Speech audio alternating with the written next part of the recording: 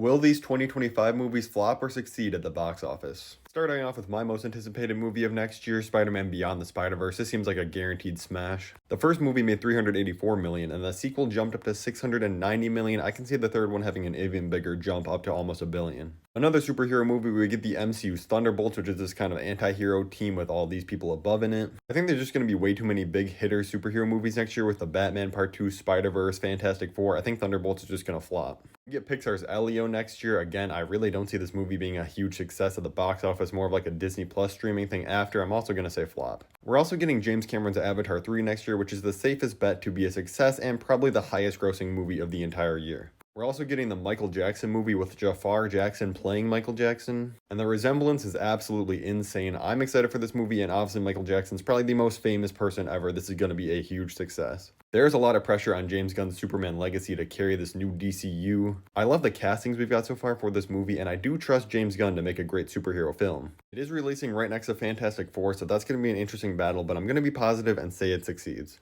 We also get Disney's Zootopia 2. This made $1 billion, and it's been huge on streaming for the 9 years since it released, so this is going to be absolutely massive. For the MCU's Fantastic Four, since we just got huge news about this. This casting is absolutely perfect for the film, and it's going to take place in the 60s apparently, so that means people don't have to worry about being caught up with everything else. They can just go and see this. I think this is going to be a huge success for Marvel. How about the live-action Minecraft movie coming out next year with Jack Black, Jason Momoa, and more? I'm not going to lie, I think this can be exactly like the Super Mario Bros. Movie. It's going to be an absolute success, clear $1 billion. Kids and older adults who grew up with Minecraft are all going to swarm to the theater to see this. A very polarizing movie, the live-action Snow White film. I actually like Rachel Zegler, unlike pretty much everybody else on the internet, but I still don't know how good this film is going to do. Plus, Disney live-action sequels have been losing momentum lately, and a lot of people are going to disagree with what Rachel Zegler said. Even though it doesn't really bother me, I'm going to say this is going to flop. We're getting Fast X Part 2 next year. Fast X somehow made $714 million because these films are huge overseas. But I'm going to have to say Part 2 is only going to break even because the budgets for these films have ballooned to be so insanely large. Like even making $600 million is just about breaking even for these movies.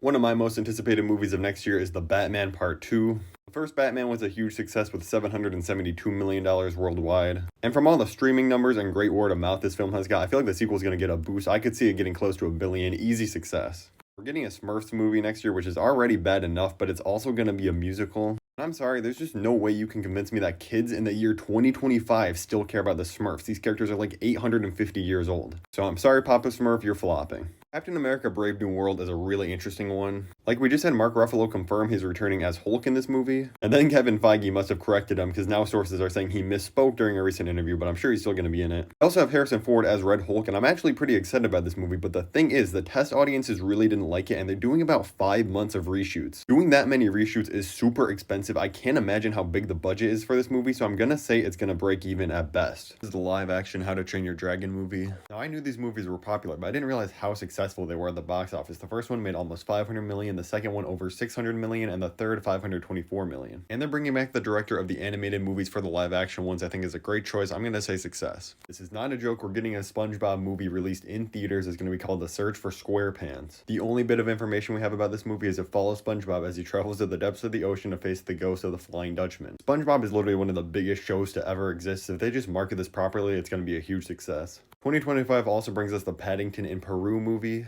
Now, Paul King, who did the first two, is not going to be directing this film, but he is still going to be involved as a writer and producer. The first two Paddington movies both made over $282 million. I hate to say these are all going to be successes so far, but this is another one. The Ethan Hawke horror movie, The Black Phone, is getting a part 2 this year. I feel like this movie just kind of came and went. I'm going to say this one actually flops. The MCU's bringing back Blade in a new reboot of the character. I'm really excited to see Mahershala Ali take on the role of Blade, but this movie has gone through so many different directors and scripts so far, I'm really worried about it. This is the hardest one to predict. I think it's actually going to rely heavily on how good Deadpool does as the first R-rated MCU movie, because this will also be R-rated. I'm going to say it breaks even. We're getting an animated Avatar The Last Airbender movie next year that takes place 20 to 30 years after the original series. This seems like a weird time to release it because they're just now starting a live-action remake of the original series, so I'm going to have to say this flops, even though I am excited to see it personally. Getting the next Mission Impossible movie, it's going to be renamed from Dead Reckoning Part 2. Part 1 did make $567 million, but it still didn't succeed because it cost so much money to produce. But I have hope the franchise is going to bounce back and this one will be a success.